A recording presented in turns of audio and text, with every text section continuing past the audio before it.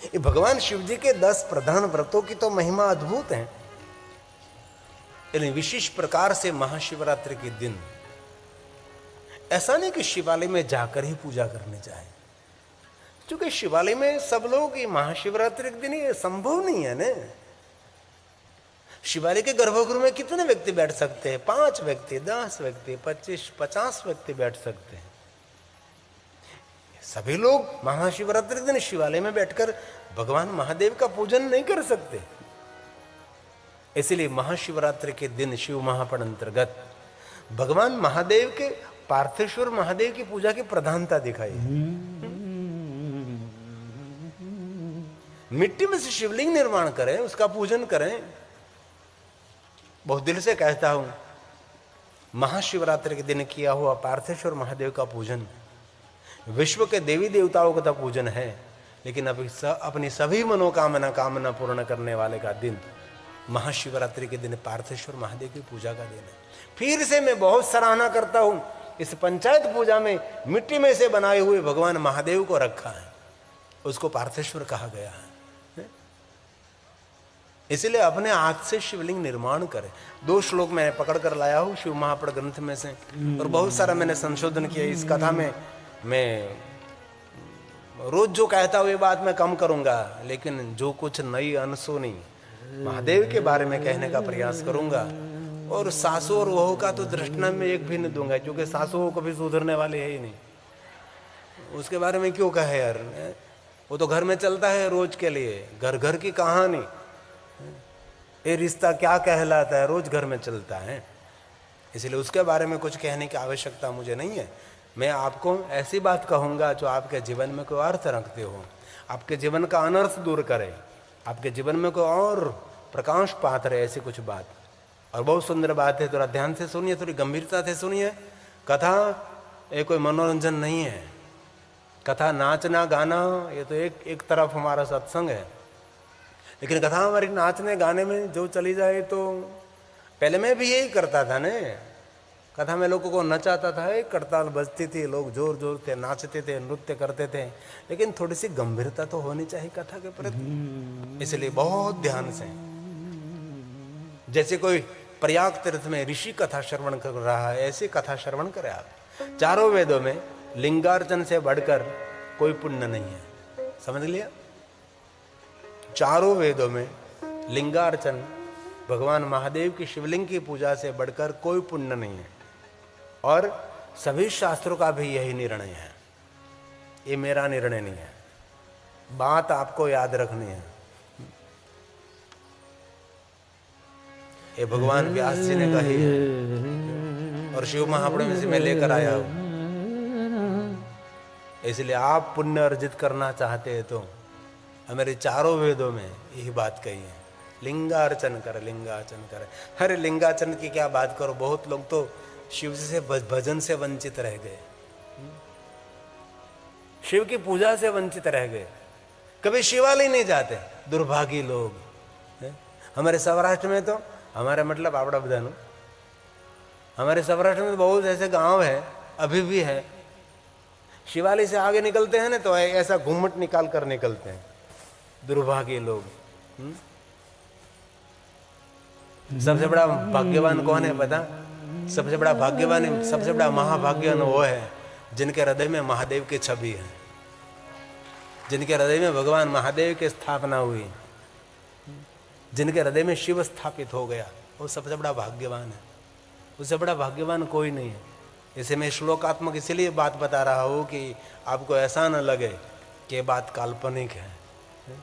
और शास्त्र को, हमारे पुराणों को, हमारे धर्म ग्रंथों को, हमारे वेदों को, हमारे साधु संतों को और सन्यासी को, वैराग्य परंपरा को, आदि जगत गुरु शंकराचार्य की परंपरा को, आचार्यों को, ब्राह्मणों को नहीं मानते, वो आज न तो कल उसकी दुर्दशा होने वाली है। इसमें एकदम पक्की बात है। बुक के पहले पन्ने में वो लिख ले, एकदम परफेक्ट लिख ले, जो उनके द्वेषी हैं, उनके विरोधी हैं, वो कभी जीवन में सुखी नहीं रहेंगे। कभी अभी उसका वो पुण्य है इसलिए दिखाई देता है सुखी है, बाकी धीरे धीरे सूर्य ढलता रहेगा तब पता लगेगा कि हमने बहुत अंधेरा फैलाया है। हमने कहीं प्रकाश नहीं फैलाया। हम दीप क्यों जलाते? कथा के प्रारंभ में हमने पूरे लखानी परिवार की, ये मुझे बहुत अच्छा लगा, लखानी परिवार का बहुत हृदय से मैं आदर करता हूँ कि दीप कोई साधु संत महापुरुष राजकीय महानुभाव से नहीं, दीप जलाए हो तो हमारे घर की बहनों ने दीप जलाया। क्या बात करी आपने, तो समाज को नई प्रेरणा दी, समाज को नई दिशा दिखाई। और अच्छी बात लगे तो दूर दूर से उसको फैलाना चाहिए, और बुरी बात लगे तो उसको वहां धरती में दफना दो। बुरी बातों का प्रचार प्रसार नहीं करना चाहिए। जो सच्ची बात है, सही बात है, सुंदर बात है, कल्याणकारी बात है, विश्व का हित करने की बात है, दूर दूर उनका प्रचार प्रसार करे भाई। ऐसे बहुत आदर करता हूँ लखानी परिवार का। सातों बहनों ने मिलकर भगवान का दीप प्रज्वलित किया, क्योंकि बहन हमारे घर की एक दीप है, हमारे घर की ज्योति है। हमारे घर में तो प्रकाश फैला कर गई, लेकिन दूसरे के घर में भी जाकर प्रकाश फैला रही है। वही हमारी बहन है, वही हमारी बेटी है।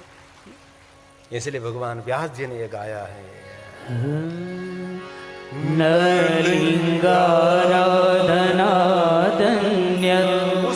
उसके बड़ा कोई पुण्य ही नहीं।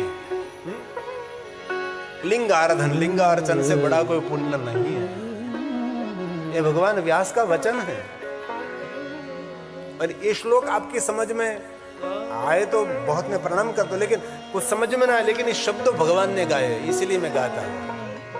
ये शब्द भगवान के मुख से प्रकट हुए हैं, इसलिए गाना जरूरी है न। लिंगाराधनातन्यं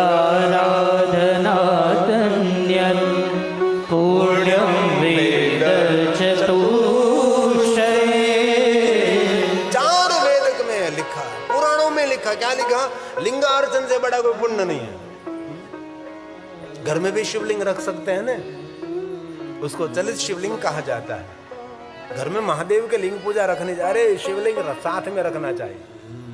मेरे बहुत सारे शिव भक्त भगवान शिव जी के लिंग स्वरूप साथ में रखते हैं। कोई कहे घर में शिवलिंग की पूजा नहीं रखनी चाहिए, उसको कह दो कि शिव महापट पढ़ ले एक बार, पता लगे कि शिव जी की महिमा क्या है। जिनके घर में शिवलिंग की पूजा है वो घर नहीं, वो साक्षात मेरे महादेव का लोक है, वह साक्षात शिव निवास करते हैं। इसलिए कोई संकोच नहीं, कोई लज्जा नहीं, आप रख सकते हैं। और कई लोग डरते हैं शिव से, नहीं डरना चाहिए, कभी शिव से कभी डरना नहीं चाहिए। शिव जी के परिवार में और शिव जी के भक्त से कोई छोटी सी बड़ी सी भूल हो गई, मेरा महादेव किसी को दंड नहीं देता, कभी नहीं दंड देता। इसकी दुनिया में कोई दंड नहीं है, उसकी दुनिया में क्षमा है, सबको क्षमा कर देता है। लाख गलती करे, बार बार गलती करे, तो भी मेरा महादेव प्रसन्न मुख मुद्रा से उसको क्षमा देते। क्षमा सिंधु है मेरा शंकर, किसी को दंड नहीं देता, दंड से मुक्त करता है, दुख से मुक्त करता, आदि व्याधि उपाधि से मुक्त करने वाला शिव है। शिव का नाम मुक्तेश्वर महादेव है। इसलिए शिव जी से कभी डरने की जरूरत नहीं है, कभी नहीं। जीवन का सभी डर पूर्ण समाप्त करने वाला शिव है, ये महादेव है। इसलिए महादेव का विशेष प्रकार से पूजन करें, अर्चन करें, दर्शन करें, स्मरण करें, पार्थेश्वर महादेव की पूजा करें, कोई भी शिवलिंग की उपासना करें, अर्चन करें, अपने घर के अंदर महादेव का विशेष प्रकार से पूजन करें। भगवान व्यास ने कहा, विद्यते सर्वशास्त्राणां नेश एव विनिश्चयः, नेश एव विनिश्चयः। विशेष प्रकार से निश्चय हमारा, विशेष प्रकार से निश्चय है, विशेष प्रकार से कहता हूं। सभी शास्त्रों का मत है, चार वेदों का मत है, जो भगवान महादेव के लिंगार्चन से पुण्य मिलता है, उससे बढ़कर कहीं आपको पुण्य नहीं मिलेगा। ये भगवान व्यास का वचन है। सुनिए जरा आदर के साथ। केवल शिवलिंग की पूजा हो जाने पर समग्र चराचर जगत की पूजा हो जाती है। कितनी सब बड़ी बात है। संसार सागर में डूबे हुए लोगों के तरने का अन्य कोई भी साधन नहीं, अन्य कोई साधन नहीं। हम लोग संसार के सागर में तो है, संसार सागर में जो डूबे हुए लोग हैं हम सभी हैं। एक दो तीन तो नहीं है, हम सभी लोग संसार के सागर में डूबे हुए हैं। इसलिए कहा अन्य कोई भी साधन नहीं, एक ही साधन है, लिंगार्चनम। महादेव की पूजा करें, भगवान शिव जी का लिंगार्चन करें, अर्चन करें, पूजन करें, शिव का स्मरण करें। देवताओं के लिए भी वंदनीय रहोगे, जीवन के सभी भाग्य खोलेंगे। मैं लालच नहीं दिखाता, नहीं नहीं, मैं शिव महापुराण की बात सुनाता हूं। और आप सब पढ़े लिखे लोग हैं, दुनिया में कोई अवतार परंपरा नहीं थी, कोई संप्रदाय की परंपरा नहीं थी, कोई संप्रदाय कोई आचार्य नहीं थे, तो कौन थे? महादेव तो थे। और आपके गांव में भगवान शिव विराजते हैं। कोई ऐसा गांव हमारा नहीं है जिन गांव में शिव नहीं है, कोई तीर्थ ऐसा नहीं जिन तीर्थ में महादेव नहीं है। सभी तीर्थों में शिव है, गांव गांव में शिव है। शिव हमारा मूल है, लाखों करोड़ों साल प्राचीन को स्थान है तो भगवान शिव का है, महादेव का है। इसलिए आपका भला करना चाहते हैं, आपका मंगल करना चाहते हैं, तो महादेव को कभी भूलना नहीं चाहिए, महादेव को कभी छोड़ना नहीं चाहिए। मैं महादेव की कथा करता हूं, इसलिए महादेव के बारे में बताता हूं। ऐसा आप समझना नहीं कि मैं अन्य देवताओं का विरोधी हूं, अन्य संप्रदायों का विरोधी नहीं, कोई संप्रदाय का विरोधी नहीं, मैं कोई देवताओं का विरोधी नहीं, लेकिन शिव महापुराण ग्रंथ कह रहा हूं। इसलिए महादेव के बारे में जो कुछ गहरी बात है, जो कुछ हमारे कल्याण की बात है, आपके समक्ष में कहने का प्रयास, पहुंचाने का प्रयास करता हूं। इसलिए कहा लिंगार्चन। लिंगे अर्चिते चितं सर्वं जगत्स्थावर जंगमं। स्थावर जंगम सबकी पूजा, शिव शिव की पूजा में सबकी पूजा है। एक शिव की पूजा कर ले, इसमें सबकी पूजा होगी। सभी तीर्थ, सभी ग्रह, सभी नक्षत्र, सभी देवता, सभी देवी, सभी पितृ, सभी हमारे पूर्वज, जीवन के सभी तृप्ति शिवार्चन में है। लेकिन बहुत लोगों ने शिवार्चन छोड़ दिया, शिव का पूजन छोड़ दिया। कितने दुर्भागी लोग रहे होंगे, और कितने बड़भागी लोग हैं जो महादेव के पूजन में, महादेव के अर्चन में, महादेव का दर्शन में और भगवान शिव का स्मरण में रत रहते हैं। ये कितने भाग्यवान लोग रहे होंगे। इसलिए भगवान महर्षि वेदव्यास जी का वचन है, लिंगो लिंगे अर्चिते अर्चितं सर्वं। सबकी पूजा शिवलिंग में है। जगत् स्थावर जंगमं संसारां बुद्धिमग्ना। संसार में डूबे हुए लोग हैं, नान्यतरण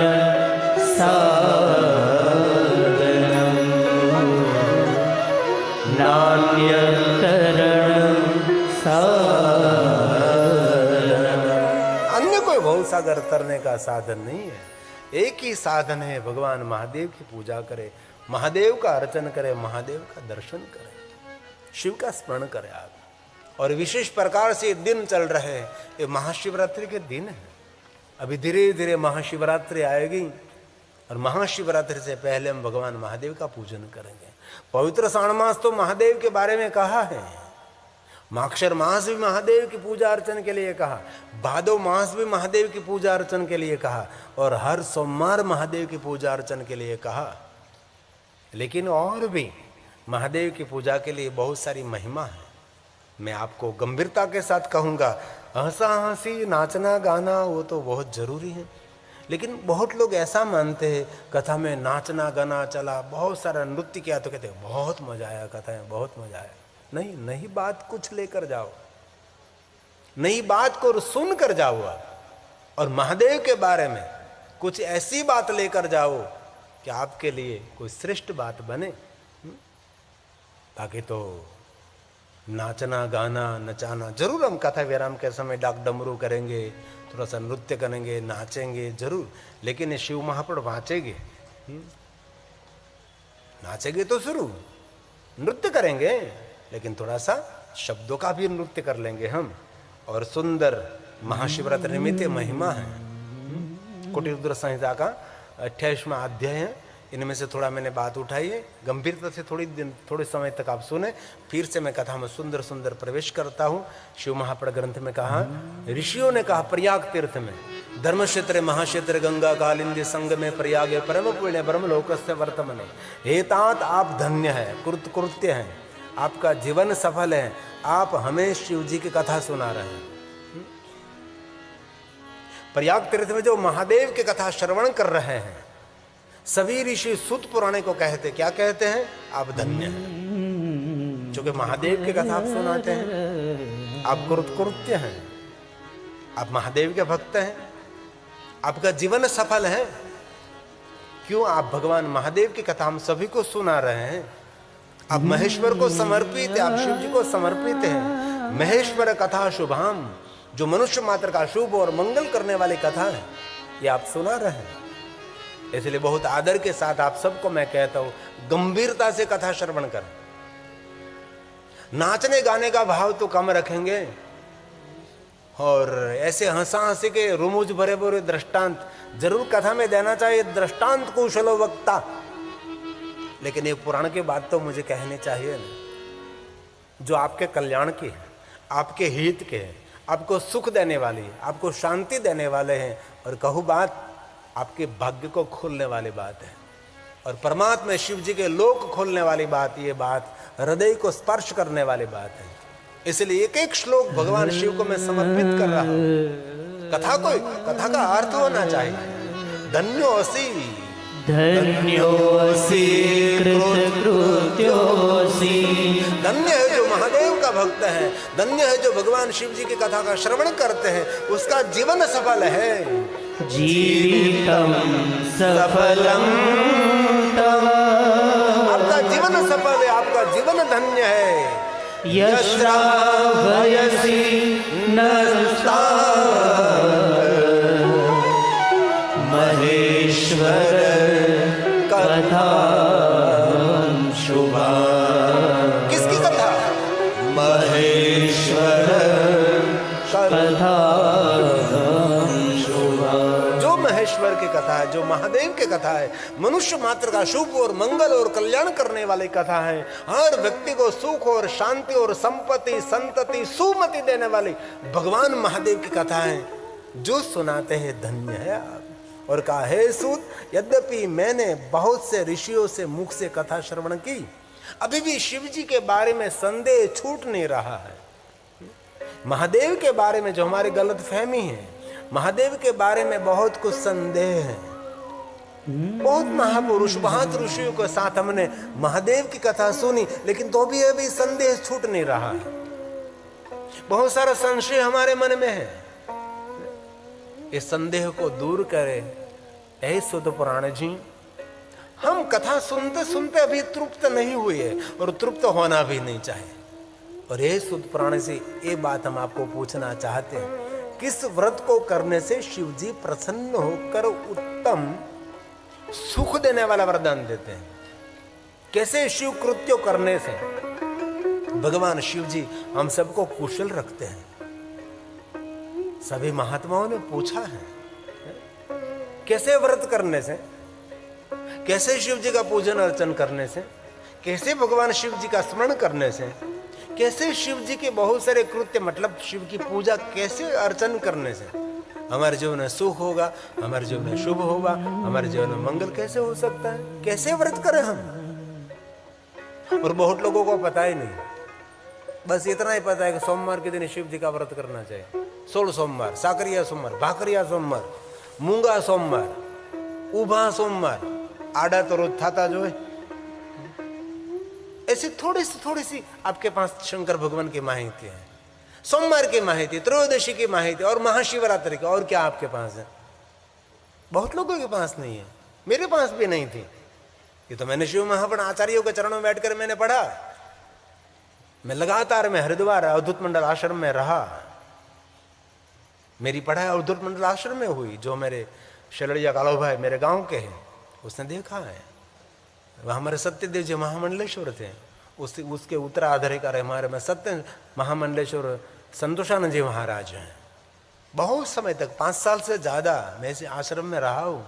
मैंने एक एक श्लोक पर मैंने पढ़ाई की है। मैं पढ़ लिख कर आया हूँ, आपके समक्ष कुछ लेकर आया हूँ, कुछ कहने के लिए आया हूँ। मुझे भी पता नहीं था, पढ़ाई की मैंने तब पता लगा कि बहुत कुछ है महादेव के भक्तों के लिए। किस व्रत करने से, कैसे पूजा करने से, कैसे अर्चन करने से हमारा कैसे सुख होता है, हमारा और हमारे परिवार का कैसे मंगल रहेगा। केन व्रतेन संतुष्टम, केन व्रतेन संतुष्टः, कैसे व्रत करने से शिव जी की संतुष्टि होती है। शिवो यच्छति स सुखम, कैसे सुख मिलेगा। किसी को सुख की इच्छा नहीं, सबको सुख की इच्छा है, सबको आनंद की इच्छा है, सबको आरोग्य की इच्छा है, सबको प्रसन्नता की इच्छा है। हमारा परिवार, हमारा जीवन हेम कुशल रहे, सूर्ण जैसा उज्जवल रहे। हेम मतलब सुवर्ण, हेम कुशल रहे, हम सूर्ण की तरह चमकते रहे, हमारा आदर्श जीवन रहे, हमारा दर्शनीय जीवन रहे, ये सबकी लालचा है ना। तो ये कैसे हो सकता है। उनकी युक्ति आपके समक्ष में कहने का प्रयास करता हूं। केवलः शिवकृते त्वं तस्मात् पूज्यामहे। हम सभी पूछ रहे हैं, क्या पूछ रहे हैं। तस्मात् पृच्छामहे। एक ऋषि कोई नहीं पूछ रहा है, बहुत सारे ऋषियों का समूह पूछ रहा है। वयम, हम सभी ऋषि पूछ रहे हैं। वयम, मैं अकेला नहीं, हम सब ऋषि इस सुतपर्णी को आपको पूछ रहे हैं, कैसे कृत्य करने से, कैसे अर्चन करने से, कैसे स्मरण करने से, किस प्रकार के व्रतों करने से हमारे जीवन में शुभ होगा, हमारे जीवन में मंगल होगा, हमारे जीवन में सभी प्रकार के सुख का आगमन होगा। सुनिए जरा ध्यान से, भक्तों को जिस व्रत करने से विशेष रूप से भक्ति, मुक्ति, शांति, संपत्ति कैसे मिलेगी, उससे आप कीजिए। हे व्यास भगवान के सद शिष्य, व्यास शिष्य नमोस्तुते। ऐ सुत पुराण जी, भगवान महर्षि वेद व्यास जी के आप शिष्य हैं, इसीलिए जिज्ञासा व्यक्त करके हम आपको पूछ रहे हैं कैसे भुक्ति। भुक्ति मतलब संसार का भोग, संसार की सुविधा। सबको चाहिए ना, किसी को झोपड़े में रहना पसंद नहीं है, सबको राजमहल चाहिए, सबको सुख सुविधा चाहिए, सबको चैन की नींद चाहिए, सबको मंगल चाहिए। तो भक्ति और मुक्ति कैसे मिलेगी, अब उनके बारे में कुछ कहने का प्रयास करें। हम आपके पास जिज्ञासा व्यक्त करते हैं। भुक्ति मुक्तिश्च, भुक्ति मुक्तिश्च लभे भक्तेन व्रतेन। कैसे भक्ति करने से, कैसे व्रत करने से, कैसे भक्ति करे शिव की, कैसे व्रत करे शिव का। तदवद त्वं विशेषेण, विशेष प्रकार से उसका वर्णन करे। तदवद त्वं, तम मतलब आँख, वद मतलब बोलना, विशेष प्रकार से उसके बारे में कहने का प्रयास करें। श्रोताओं को कैसी कथा पसंद लगती है, खबर पता है। नाच गान और दृष्टांत, हंसना हंसाना रुलाना। अरे क्यों रोएंगे। आगे भावात्मक दृष्टांत दूं आपको तो आप रोने लगोगे। माँ का प्रेम का वर्णन करो, बाप का प्रेम का वर्णन करो, बहन का प्रेम का वर्णन करो, भाई भाई के प्रेम का वर्णन करो। वो तो बहुत सालों से हम कर रहे थे। ऐसे कौटुंबिक पारिवारिक दृष्टांत में आपके सामने रखकर आपको रुला सकता हूँ। 30 साल से सबको रुलाता हूँ कथा में। ऐसे दृष्टांत देकर भावात्मक भाव प्रकट करके मैं आपको सांसारिक भाव प्रकट करा सकता हूँ। सांसारिक भाव से हमारा कभी कल्याण नहीं होता। भाव भावा करम शिवम, महादेव के चरणों में जो एक बार भाव प्रकट कर गया हो गया ना, तो भाव पार हो जाओगे। लेकिन वक्ता कैसा होता है, सांसारिक भाव प्रकट कराते थे। सांसारिक भाव जरूरी है, माता पिता का आदर्श करना, पारिवारिक, लेकिन ये सब कुछ आंख बंद होने के बाद हमारे लिए सब कुछ समाप्त है। इसलिए शिव की यात्रा संसार की नहीं है, शिव की यात्रा संसार पूर्ण होने के बाद की शिव की यात्रा है। आंख बंद हो गई और अंधकार हो गया, तब प्रकाश, तब ज्योति मिलेगी। ये शिव की यात्रा है। इसलिए कहा तदवदत्वं विशेषेण व्यास शीश नमोस्तुते व्यास शीश नमो। हे भगवान महर्षि वेद व्यास जी के सद शिष्य सुत पुराण जी, आप हमको सबको मार्गदर्शन करें। अब ध्यान दीजिए, अब सुत पुराण बहुत सुंदर सभी महात्माओं का संबोधन कर रहे हैं। हे ऋषियों, आपने अच्छा प्रश्न किया है। क्यों किया है? आप सभी दयालु हैं। क्यों दयालु हैं?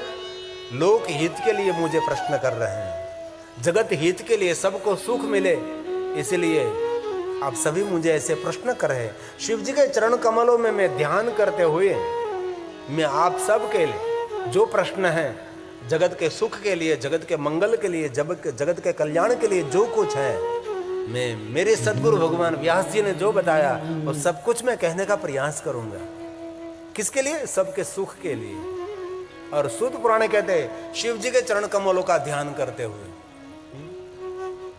मैं आप सबको, आपने जो मुझे प्रश्न किए हैं, क्योंकि आप सब दयालु हैं और कथा का आयोजन करे वो दयालु ही रहता है। कथा ये कल दो कल के लिए तो नहीं है। और मैं बहुत हृदय से कहता हूँ, ये कथा आप जितने भाई बहन इस कथा को नहीं, करोड़ों लोग तक मैं पहुंचाने का प्रयास करता हूँ। ये मेरा प्रयास है ये कथा, इसीलिए मैं क्षमा चाहता हूँ। गुजराती बोलने में मुझे मजबूर ना करें, मैं थोड़ा सा बोल लूँगा। मैं थोड़ું થોડું ગુજરાતી બોલીશ એ વાત પાકી છે, પણ વધારે પડતું હિન્દી બોલીશ. અને જે ગરડા માણસો સમજી ન શકે એને તમે સમજાવી દેશો ગુજરાતીમાં. પણ આમ તો ઘણીવાર તો આમ કોઈના ઘરે જાય તો ગઢા માજી બેઠા બેઠા હિન્દી સિરિયલ જોતા હોય છે, આમ પ્રેમથી જોતા હોય છે. તો એનો અર્થ એ થાય કે એ લોકો હિન્દી સમજી જો શકે છે, તો हिंदी सीरियलों जो આપણે समझी सकता हो तो हिंदी कथा क्या हम न समझी सकिए, है ना? क्योंकि हमारा प्रयास है इस कथा का संदेश करोड़ों लोगों तक पहुंचना चाहिए, ये हमारा प्रयास है. सम्यक पृष्ठम ऋषि श्रेष्ठा, है श्रेष्ठ महात्माओं. सम्यक पृष्ठ ऋषि श्रेष्ठा. आपने जो प्रश्न किया है श्रेष्ठ ऋषियों, आप दयालु हैं. भवद्भि करुणात्मभि. करुणा से भरे. महादेव के भक्तों के हृदय में करुणा होनी चाहिए. और महादेव का नाम भी है करुणेश्वर महादेव. और हम रोज बोलते हैं ना कर्पूर गौरम करुणा अवतारम. महादेव को बोलते हैं ना, कभी बोले क्रोधा अवतारम. और एक बात कहूं, आप तो नहीं कहो कि कहो, लेकिन मैं कहता रहूंगा, जो क्रोध करता है ना वो कभी महादेव का भक्त नहीं है. जो बात बात में क्रोध करता है वो महादेव का भक्त नहीं है. महादेव का भक्त वही हर हालत में शांत रहे, वही शिव का श्रेष्ठ भक्त है. हर परिस्थिति में शांत रहे, वही महादेव का भक्त है. कोई भी विपरीत स्थिति हो, विकट स्थिति हो, इनमें भी शांत रह सके, वही महादेव का भक्त है. शिव भक्तों का पहला लक्षण है शांत रहना. इसलिए कहा करुणात्मा, आप सभी दयालु महात्मा है. स्मृत्वा स्मृत्वा शिव पदाम्भोज. शिव जी के चरण कमलों का ध्यान करता हूँ, स्मरण करता हूँ, उसका ध्यान करता हूँ. कथयामि कथयामि यथा श्रुतम्. कथयामि यथा. आप सुनिए, मैं भाव से आपको समक्ष कहता हूँ. जैसा आप सबने मुझे पूछा, वैसा ब्रह्मा, विष्णु और पार्वती ने सबने मिलकर भगवान शिव जी को पूछा था. सूत पुराण ने प्रयाग तीर्थ में कहा कि हे ऋषि मुनियों, जो आपने मुझे पूछा वो बात एक बार ब्रह्मा ने, विष्णु ने और ऋषि मुनियों ने, हे पार्वती के साथ सब ने मिलकर भगवान शिव जी को पूछा थे प्रश्न. और किसी प्रकार उमा ने शिव जी से पूछा था, किस व्रत करने से भगवान महादेव आप संतुष्ट रहते हैं और भक्तों को भक्ति और मुक्ति कैसे दे सकते हैं, किस व्रत करने से. ऐसा पार्वती ने एक बार भगवान शिव जी को विशेष रूप से पूछा था. ऐसा लगता है कि कथा एक बार नहीं बार बार हुई होगी. पहले भी पूछा था. अभी प्रयाग तीर्थ में सभी महात्मा सूत पुराण को पूछ रहे थे, और एक बार ब्रह्मा, विष्णु और पार्वती ने पूछा था, और इससे पहले एक बार स्वयं उमा ने भगवान शिव जी को पूछा था, भक्ति और मुक्ति का साधन क्या है, कैसे व्रत करने से महादेव जी आप संतुष्ट रहते हैं, उसके बारे में आप कहो, ऐसा पूछा था। और कहा सुनिए, उस समय विष्णु आदि के ऐसा पूछने पर भगवान शिव ने कहा, मैंने इस समय भी बताया था, एक कथा को जो श्रवण करता है, जो भगवान शिव, ब्रह्मा, विष्णु और उमा का संवाद, जो भगवान शिव और उमा का संवाद जो को श्रवण करते, ये कथा श्रवण करते, तो श्रूयताम पापहारकम, ये जो आपके समक्ष में अभी कथा कह रहा हूं, ये कथा मैं बहुत कम अल्प श्लोकों में गा रहा हूं, उसका तो विस्तार तो करना, तो उसके लिए तो समय कम पड़ जाएगा। लेकिन ये कथा जो कोई सुनेगा, ये संवाद है। किसका संवाद है? हरि, ब्रह्मा और पार्वती का जो संवाद है शिव के सामने, महादेव ने जो व्याख्या की है, ये जो प्रश्नोत्तरी हुई है, जो संवाद हुआ है, एक कथा को सुनेगा, उनके लिए कहा वो मनुष्य सभी पापों में से मुक्त हो जाएगा। इति पुष्ट इति पृष्ठ सदा तेस्तु हरिणाम तेन वेतदा। हरिणाम भगवान विष्णु, ब्रह्मा और पार्वती ने जो महादेव को पूछा था, महादेव ने जो इस देवताओं को मार्गदर्शन दिया था, तद हम कथा में अहम, ये कथा मैं कहूंगा। जब शिव और देवताओं का संवाद हुआ था, वही कथा अभी मैं आपको कहता हूं। तदहम कथयाम्यद्य शृण्यतां पापहारकम्। ये कथा सुनने से क्या होगा? ये कथा पाप हरने वाली कथा है। अब शिव जी ने कहा, वो बात कहता हूं, मेरे अनेक व्रत भुक्ति और मुक्ति देने वाले, भगवान महादेव ने कहा, सुनो, मेरे बहुत सारे व्रत हैं। और एक बात कहूं, शिव जी के बहुत सारे व्रत ऐसे हैं, और महादेव के बारे में जितने व्रत हैं, इतने व्रत कोई देवताओं के बारे में नहीं है। शिव जी के बारे में जितने व्रतों की महिमा है, ऐसा व्रत कोई देवताओं के बारे में नहीं है, ऐसा शिव पुराण ग्रंथ में कहा। लेकिन इनमें भी प्रधान 10 व्रत हैं। ये श्लोक शिव जी ने गाया, जो भुक्ति और मुक्ति, भुक्ति का अर्थ क्या है? संसार का भोग, संसार का सुख। जीव को तृप्त करना है तो संसार का सुख भोगना ही पड़ेगा। वैभव के बिना कैसे भव पार हो सकते हैं? निर्धन परिवार में जन्म होना एक घटना है, लेकिन निर्धनता में मर जाना, वो हम स्वयं गुनहगार हैं। निर्धन परिवार में जन्म हो जाना, वो तो एक हमारा कर्म है, लेकिन ऐसी निर्धनता में, लेकिन हम सोना चांदी हीरे मोती न प्राप्त कर सके तो भक्ति नाम का धन तो एकत्र कर सकते हैं ना। पायो जी मैंने राम रतन धन पायो, वो तो कर सकते हैं कि नहीं कर सकते? निर्धन कौन है? जो भक्ति से वंचित है। बाकी तो अड़क धन है, लेकिन सत्कर्म का कोई भाव नहीं, वो तो जीव नहीं, वो तो नरक है। इसीलिए भगवान शिव ने कहा, बुरी व्रतानी में संति, भूरि व्रतानि मे सन्ति।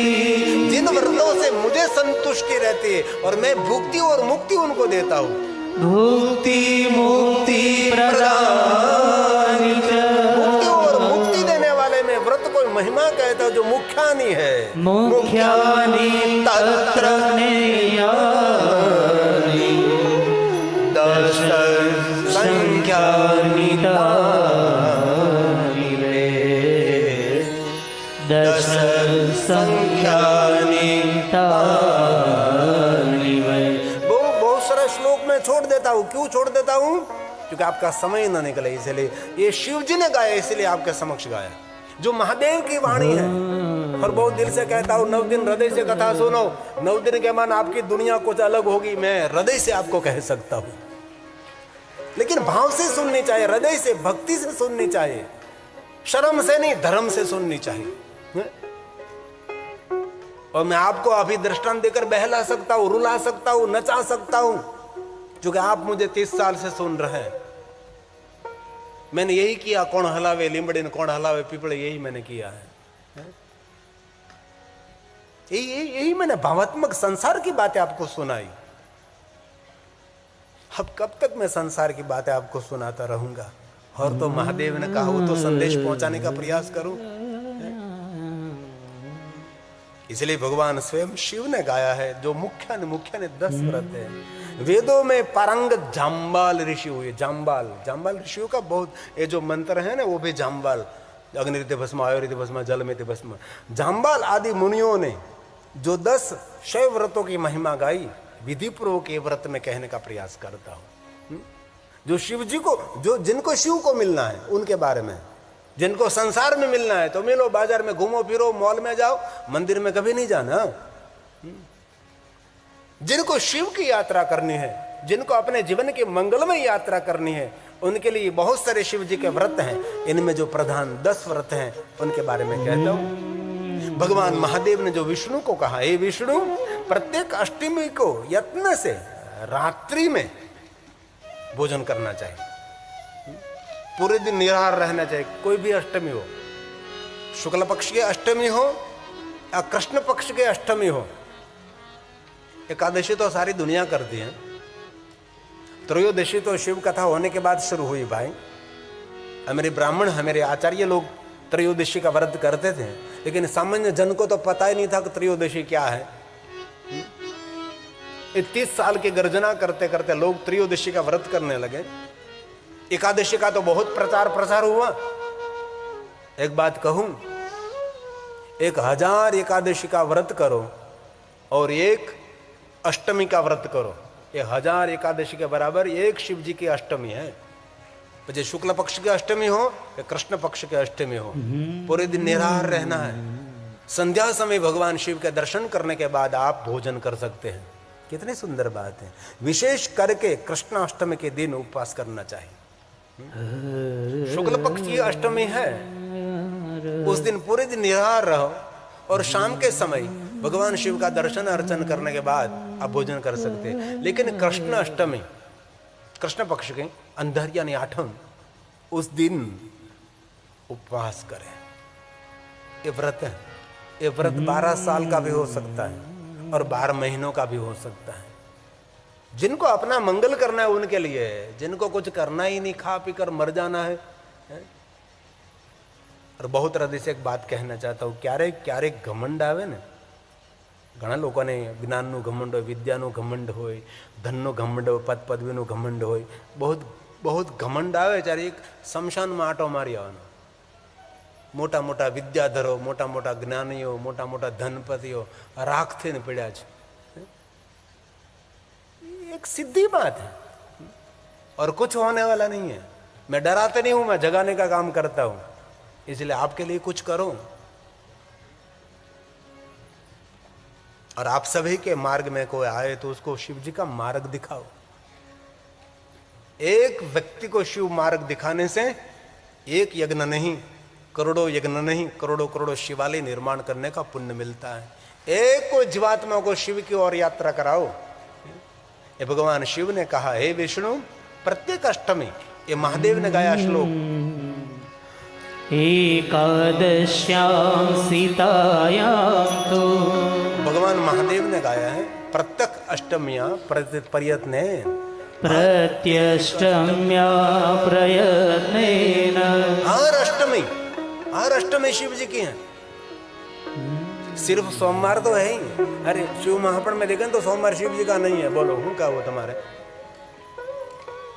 शिव महापुराण ग्रंथ को ध्यान में रखें तो सोमवार महादेव का नहीं है। सोमवार स्वयं शिव का स्वरूप है। और सोमवार के दिन तो महालक्ष्मी की पूजा करनी चाहिए। सोमवार के दिन महालक्ष्मी की पूजा की महिमा है। लेकिन बहुत सारी बात जन जन तक नहीं पहुंची, इसीलिए मैं प्रयास करता हूं लखानी परिवार के माध्यम के द्वारा करोड़ों लोगों तक ये संदेश पहुंचे। इसलिए भगवान स्वयं शिव कहते हैं, प्रत्यष्टम्या प्रयत्नेन कर्तव्यं भोजनम। एक समय शाम को भोजन करके अष्टमी का व्रत कर सकते हैं। और विशेष प्रकार के कालाष्टम, कालाष्टम्यां विशेषेण, ये हरि त्याज्यं हि भोजनम्। अष्टमी के दिन भोजन का त्याग करना चाहिए। ये आरोग्य के लिए भी श्रेष्ठ है, क्योंकि चंद्र की कला क्षीण होती है ना, तो अमृत में, भोजन में अमृत कम रहता है। ये बड़ा विज्ञान है, पता नहीं आपको। कृष्ण पक्ष के अष्टमी के दिन उपवास करने के लिए क्यों कहा? પછી તમે ઉપવાસ કરો ને હેતકનું ફરાળ કરી જાઓ તો અત્યારે તો ફરાળી ભાખરી ને ફરાળી સબ્જી ને ફરાળી ચાવલ, કેટલું ફરાળે ફરાળે ફરાળે ફરાળે ફરાળે। એ ઉપવાસ છે કે પછી ઉપહાસ છે ખબર નહીં પડતી। इसलिए कृष्ण पक्षी में उपवास करे, क्योंकि चंद्र की कला क्षीण होती है। चंद्र की कला क्षीण होती है तो भोजन में अमृत कम होता है। ये बहुत बड़ा एक आयुर्वेदिक विज्ञान भी है। और आगे कहा, एक श्लोक बोलकर मैं कथा को विराम की ओर ले जाऊं। भगवान शिव ने कहा, हे विष्णु जी, शुक्ल पक्ष की एकादशी के दिन उपवास करें। और कहा, कृष्ण पक्ष की एकादशी के दिन मेरी पूजा करने के बाद, आज संध्या के बाद आप भोजन कर सकते हैं। शिव भक्तों के लिए आगे कितना सुंदर है, बड़ा विज्ञान है। देखो जरा, एकादशी और सभी व्रत एक साथ में नहीं कर सकते। सभी व्रत एक दिन में नहीं हो सकता। कभी एकादशी का व्रत करिए 12 महीनों का, कभी अष्टमी का व्रत करिए। ऐसे तो 10 व्रत किए गए हैं। भगवान शिव ने कहा है, विष्णु जी, शुक्ल पक्ष की एकादशी के दिन हर व्यक्ति को उपवास करना चाहिए। अंजवाड़िया ने 11 दिवसे उपवास करो जो, थोड़ा सा फल आहार कर लीजिए, कोई बात नहीं। उपवास ना हो सके तो थोड़ा सा पेट में ऐसे अन्न न हो, अन्न का त्याग करें। और कृष्ण पक्ष की एकादशी के दिन पूरे दिन निराहार रहे और शाम को मेरा दर्शन करने के बाद आप भोजन कर सकते। एकादशा सीतायाम तू, एकादश्याम सीतायाम तु। बहुत सुंदर बात, याद रखने जैसी बात है। मुझे पता है आपको वो याद नहीं रहेगा, लेकिन मैं गाता हूँ। त्याज्यम विष्णु नहीं भोजनम असितायाम तो भोक्तव्यम नक्तम ध्यज्यमा। इसलिए शिव भक्तों को एकादशी करनी चाहिए। ऐसा नहीं कि विष्णु भक्त, कृष्ण भक्त, राम भक्त एकादशी करें। एकादशी सबके लिए है। और एक बात और, आप भूखे न रह सके तो इस दिन वाणी का उपवास करें। एकादशी के दिन वाणी का उपवास करें, अष्टमी के दिन वाणी का उपवास करें, क्योंकि अन्न के उपवास से बहुत बड़ा उपवास वाणी का उपवास है। और वाणी से उपवास से बड़ा विचारों का उपवास है। लेकिन विचारों का उपवास तो मैं भी नहीं कर सकता, इनमें से भी कोई नहीं कर सकता। विचारों का उपवास, वाणी का उपवास मैं और आप सब कर सकते हैं। और शिव जी के बहुत व्रतों में वाणी का उपवास बहुत महत्व का है। और वाणी का उपवास भी न कर सको तो एक बात कहूं, मोबाइल का उपवास कर एक दिन के लिए। एक दिन के लिए छोड़ दिए, चलो भाई आज हमारे मोबाइल का उपवास है, मेरा उपवास नहीं है। मोबाइल छोड़ दिए एक दिन के लिए, कितनी मानसिक शांति मिलेगी।